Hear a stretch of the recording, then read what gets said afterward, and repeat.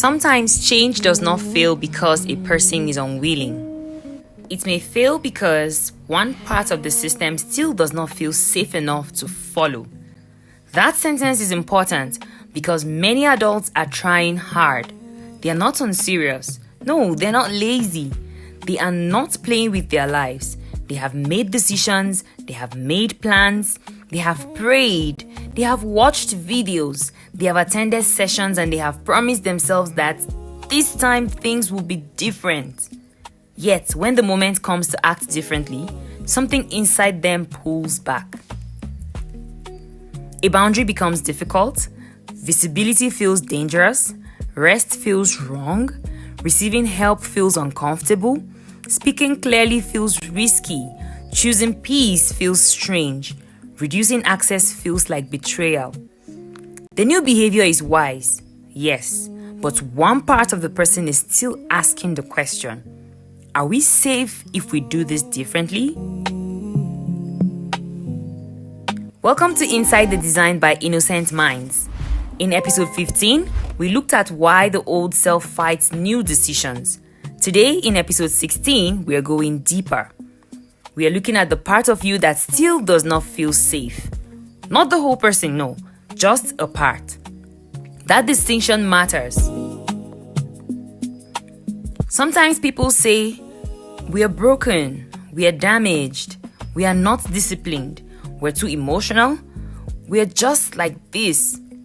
But often, it is not the whole self that is resisting the growth. It may be one part still carrying an old meaning. One part is still expecting rejection somehow. One part still feels afraid of punishment. One part still waiting for disappointment to happen. One part is still confused that safety requires silence, usefulness, control, or distance. When we understand this, the work changes.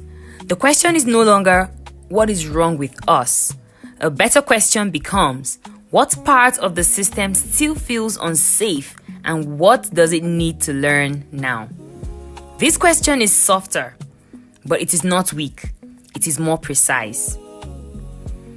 Let's make this practical. A person wants to start showing up more publicly, maybe through videos, through writing, speaking, teaching, leadership, business visibility. The adult part of them knows visibility is needed. There is something that has to be said.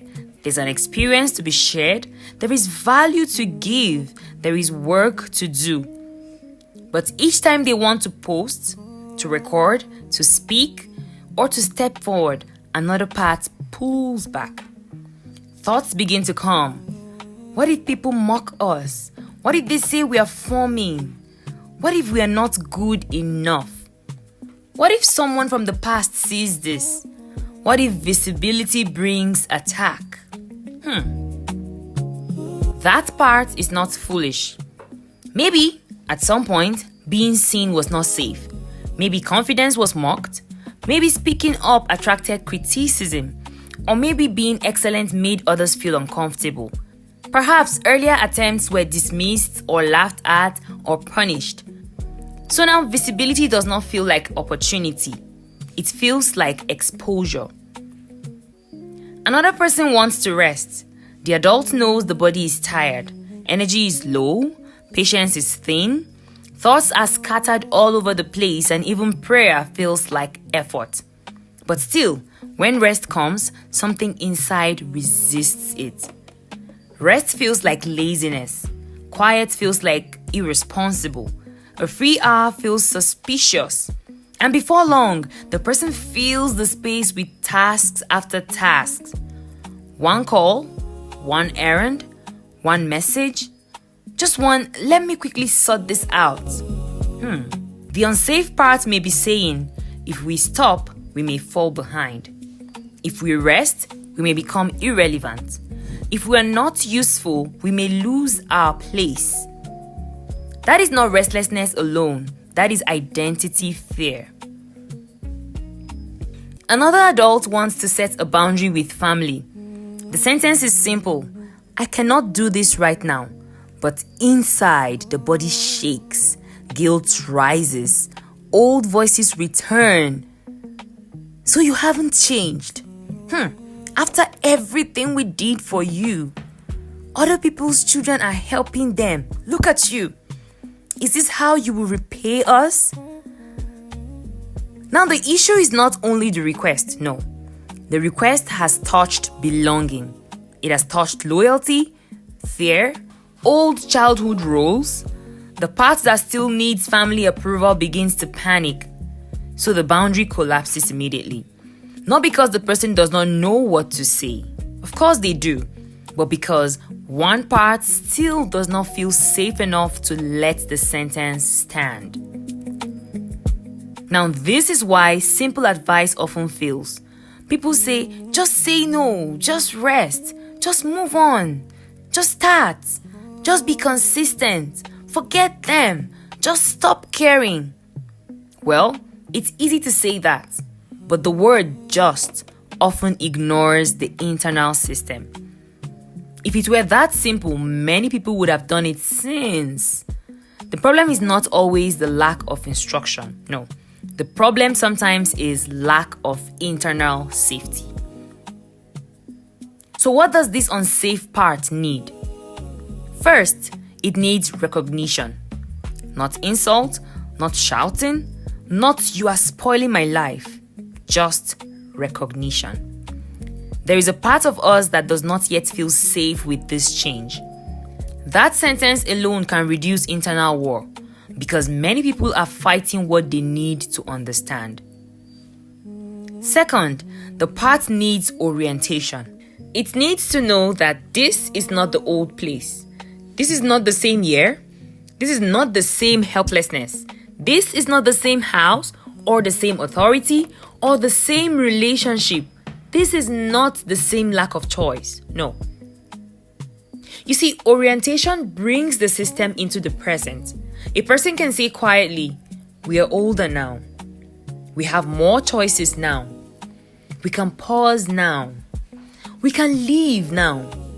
We can ask for support now. We can set a limit now. We do not have to survive the old way every time." Those are not magic lines. They are reminders. Reminders that help the body locate present safety. Third, the unsafe part needs evidence, not arguments, just evidence. If the part fears saying no, practice one small no. If it fears rest, take one small rest at a time. Where help feels unsafe, receive one small support. Where visibility feels dangerous, share one small piece of work.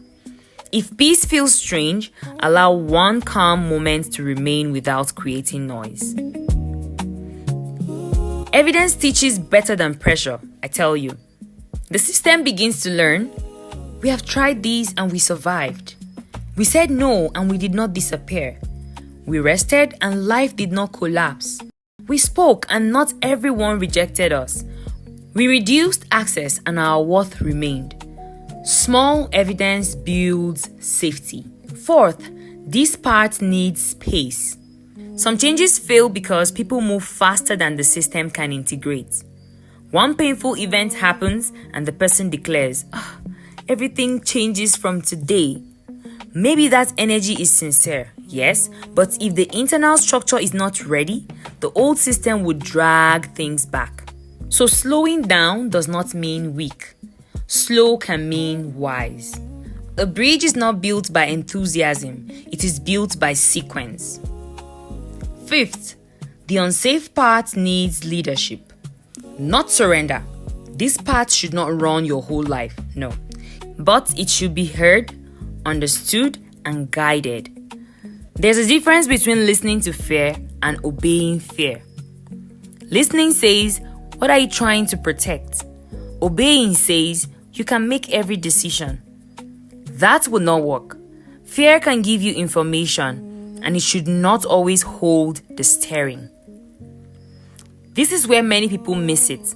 They either attack the unsafe part or they let it dominate. Neither of them creates redesign. The better part is inner leadership. We hear that you are afraid. We understand that this once protected us. But this new decision matters. We will move slowly. We will create evidence. We will not abandon you. And we will not let the old fear run everything. Now that is mature internal structure. Now let us be direct. Compassion is not an excuse to remain the same. Somebody can understand their fear so much that they never challenge it. That one becomes another hiding place. And at the same time, force without compassion can make the system even more defensive. So the work is both. Gentle enough to understand, firm enough to redesign. Before we close, choose one area where change has been difficult. Not the whole life, just one area. Is it rest, boundaries, visibility, money, communication, family, relationships, discipline, receiving support? Just choose one area. Now ask, what part of us does not feel safe here? What does it fear will happen? What old experience may have taught it that? What small evidence can we create this week? What pace would help this change become believable? Do not rush the answers. Let the questions follow you. Sometimes, one honest question can open a door that years of self-attack could not open. If this episode helped you to see your resistance with more clarity, share it with someone who keeps fighting themselves when one part of them may only be asking for safety. Subscribe on YouTube, follow on Spotify, and leave one word in the comments: safe. That word may help someone else realize that growth is not only about pushing harder. Sometimes it is about helping the system feel safe enough to move. If this touched something deeper, send a message to the Innocent Minds team with the word safe. We may ask a few questions to know whether a personal chat or conversation that will help us get to the core of the issue will be a good fit. No pressure, no public exposure, just a proper way to see whether the pattern needs deeper support. This has been Inside the Design by Innocent Minds, episode 16. The part of you that still does not feel safe. Next, we will look at how small decisions rebuild identity, because identity does not only change through big declarations, it changes through repeated evidence in small moments.